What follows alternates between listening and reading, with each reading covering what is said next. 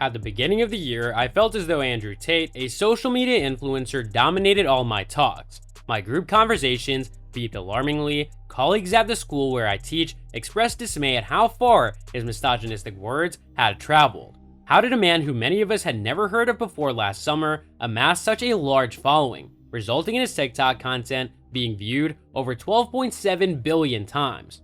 Why did he receive more Google searches than probably the most famous influencer in the world, Kim Kardashian?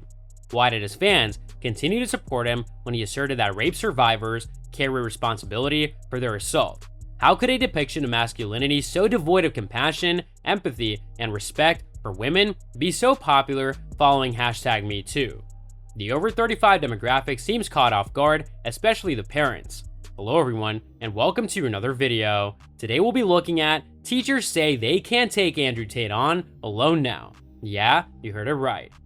In an effort to recover a sense of control, numerous parents turned to schools. Teachers' courses on how to address Tate's opinions were marketed and sold out. When I brought up the matter in the WhatsApp group chat for Year 6 parents at my son's school, I received the same response: speak to the school.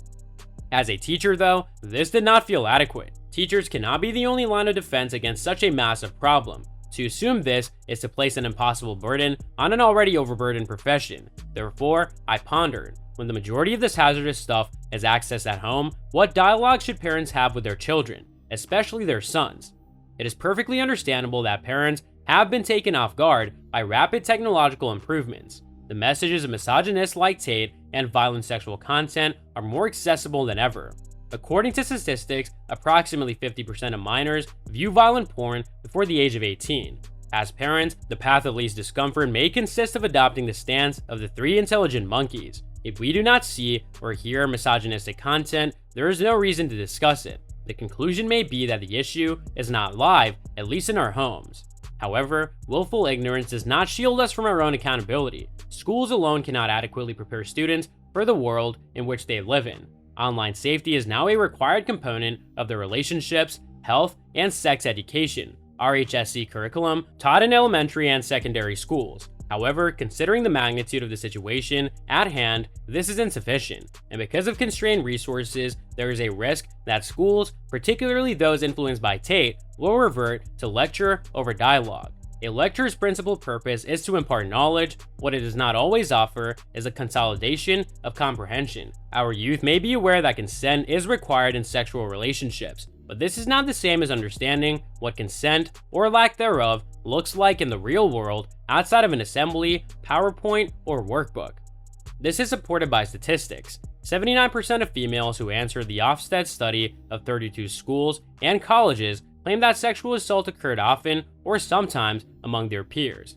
Similarly, 64% and 68% said the same for unwanted touching and feeling compelled to engage in sexual activity against their will.